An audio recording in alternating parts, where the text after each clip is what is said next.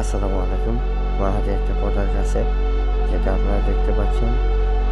এটা হচ্ছে হ্যামলক mobile Mount holder. এটা মোবাইল দিয়ে ব্লকিং করা হয়।